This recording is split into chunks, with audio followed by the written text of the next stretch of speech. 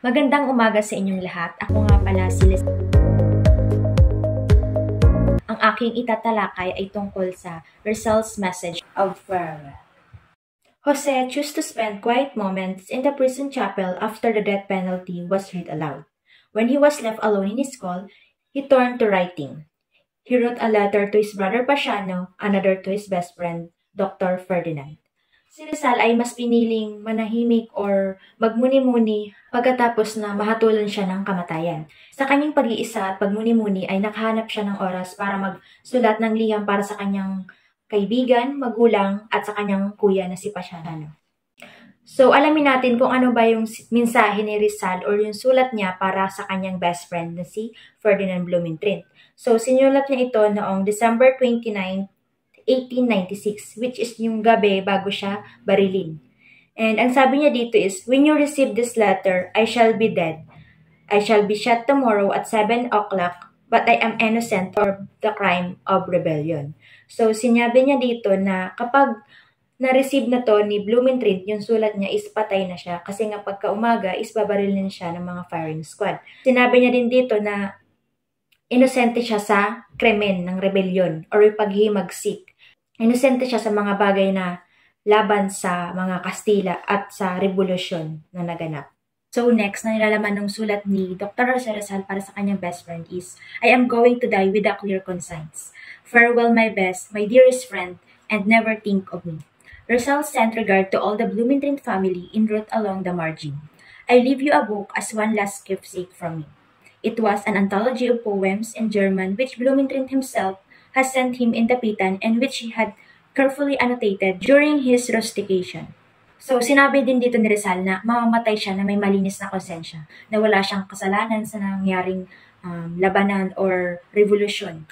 So, sa pamamaalam din ito ni Rizal sa kanya best friend, sinabi niya na may iniwan siyang libro na kung saan magbibigay ito ng alaala sa mga makakabasa sa mga nangyari during his lifetime or during nung nabubuhay pa siya or bago siya mamatay. So, ano nga ba yung librong iniwan ni Dr. Jose Rizal sa Blumentritt family? Ito na nga yung Noli Me Tangere. So, Jose Rizal left a copy of Noli Me Tangere in the Blumentritt family. So, sa Noli Me Tangere ito, nakapaloob yung mga nangyaring krimen or pagpapahirap sa mga Pilipino ng mga Kastila. In-address din dito yung mga issues like government oppression, church corruption, and abuse of power. And then, itong novel na din ito is nagbigay daan para mamulat yung mga makakabasa kung ano talagang nangyari sa past. Especially sa generation ngayon, kailangan nating mabasa yung nilalaman ng libro para mas aware tayo and mas maintindihan kung paano ba tayo lumaya sa kamay ng mga Espanyol. Then, after nung sulat na yung kay Blumentritt, meron ding sulat para sa kanyang kapatid na si Pasiano. So, sabi niya dito, it had been 4.5 years that we have not seen or spoken or written to each other. Not, I believe, because of any lack of affection on my part or on yours, but because knowing each other so well, we did not need to speak to understand each other. So, sabi din dito ni Rizal, matagal na silang hindi nagkakasulatan or nagkakausap ng kanyang kapatid na si Pasiano. So, despite of that, paniniwala ni Rizal o naniniwala si Rizal na sapat na yung closeness nila or yung pinagsamahan nila para maintindihan yung isa't isa kahit na hindi sila nag-uusap. Kumbaga, kahit na malayo or hindi nagpaparamdam si Pasiano or si Rizal man, ay alam nila or naiintindihan nila yung actions through silent, parang ganun. So, now that I am to die, it is to you. I write last to tell you how sorry I am to leave you alone in life, bearing all burden of the family in our aged parents. I think of how you have worked to give me a career. I believe that I tried not to waste my time. My mother, if the fruit has been bitter, it has not been my fault but the fault of the circumstances. I know you have suffered a lot for my sake. I am sorry.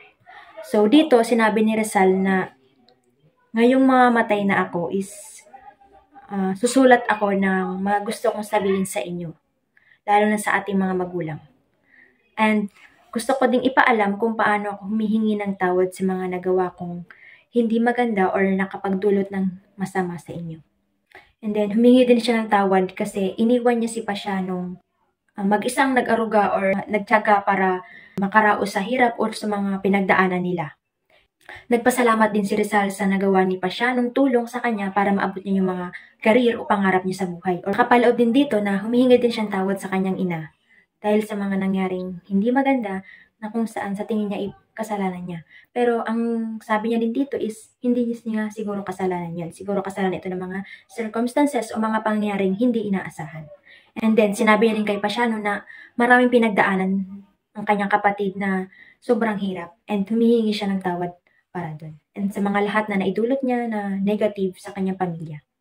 I assure you, my brother, that I die innocent of this crime of rebellion. I shall not utterly deny that what I wrote in the past may have contributed to the insurrection, but I thought that the past would be expiated with my deportation.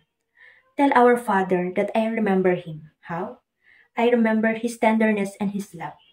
I ask him to forgive me for the grief which unwillingly I caused him.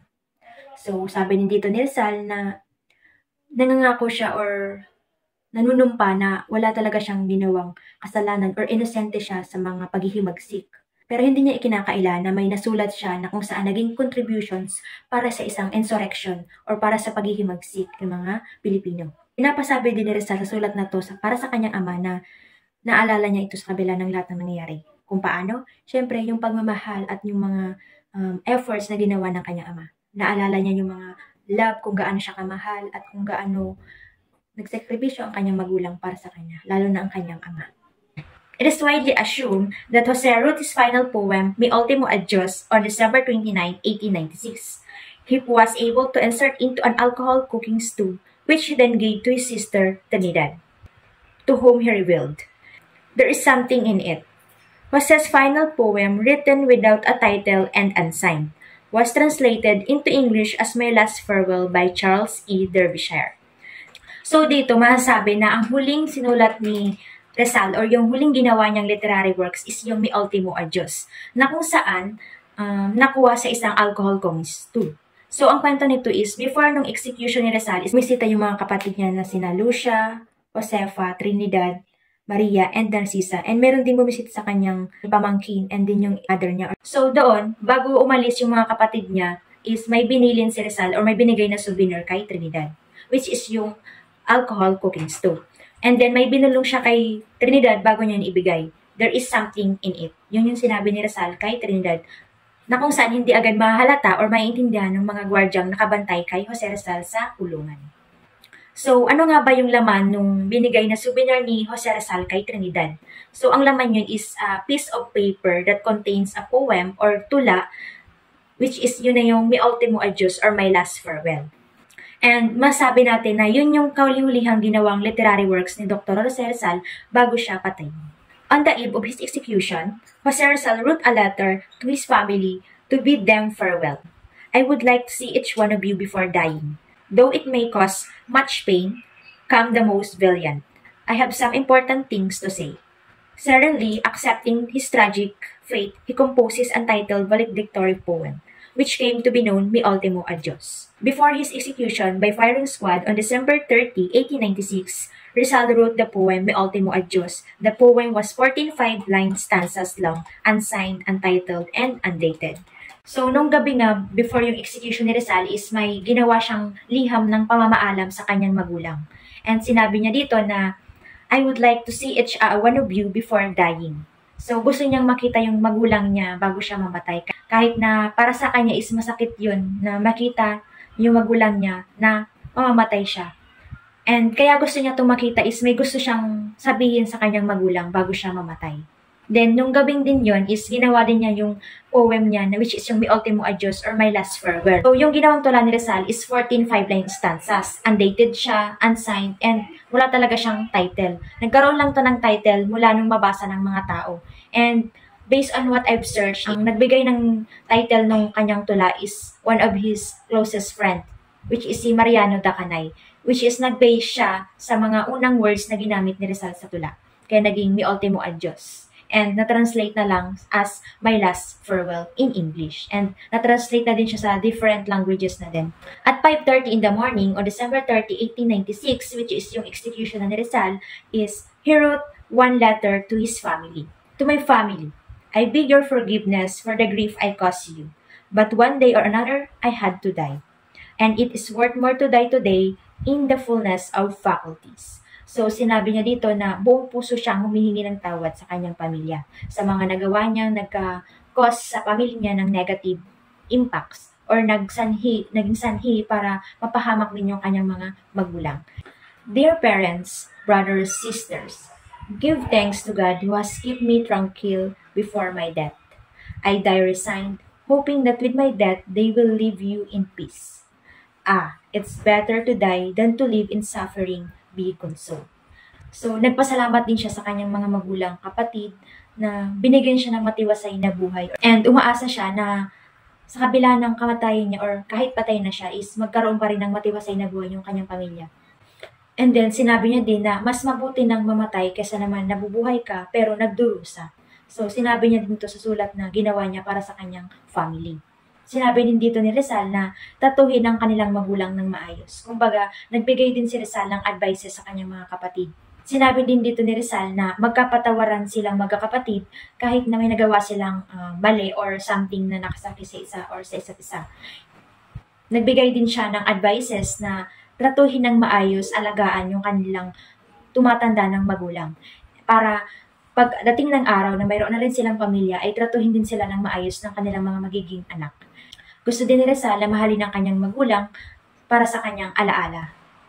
Bury me in the earth, put a stone on top and a cross. My name, the date of my birth, and that of my death. Nothing more. If you want to fence in my grave afterwards, you can do so, but no anniversary celebrations. I prefer parang mundok. Gusto ni Rizal sa kanyang libigan na may bato and may cross at nakalagay yung pangalan niya at yung birth date niya, na kung saan para mas mabilis ma-recognize na yun yung kanyang kamatayan or yun yung kanyang libingan.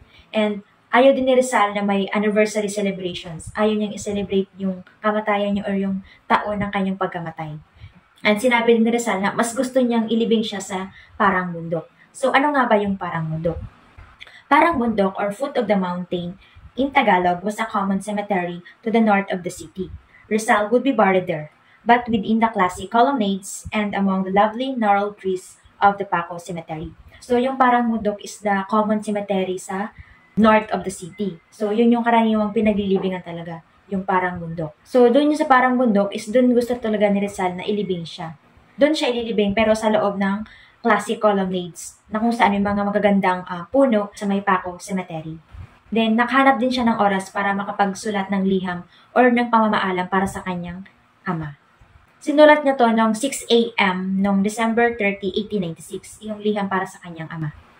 Forgive me the sorrow with which I repay the anxieties and toil you have underwent to give me an education. I did not want this nor expect it. Farewell, Father, farewell. So, sa pamamaalam ni Rizal sa kanyang ama ay humihingi rin siya ng tawad sa mga nadulot niyang hirap or pasakit sa kanyang ama. Mga sacrifices ng kanyang ama para magkaroon siya ng magandang edukasyon, magandang buhay, as well as yung kapatid niya din.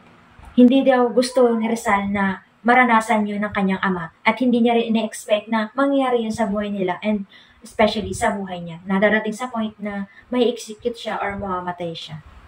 For his mother, words seem to have failed him. To my much beloved mother, Senora da Teodora Alonso, at 6 o'clock in the morning on the 13th December, 1896. So, para kay Rizal, hindi niya kayang sabihin or gumamit ng words para sabihin or express yung nararamdaman niya at yung mga gusto niyang sabihin sa kanyang ina. So, those are the farewell message of Dr. Jose Rizal sa mga mahal niya sa buhay. Ang liham ang naging way ni Rizal para express yung feelings niya at yung mga gusto niyang sabihin sa kanila. Hoping nakagain kayo ng new knowledge sa aking tinakilod ngayong araw. So, thank you for listening. Goodbye.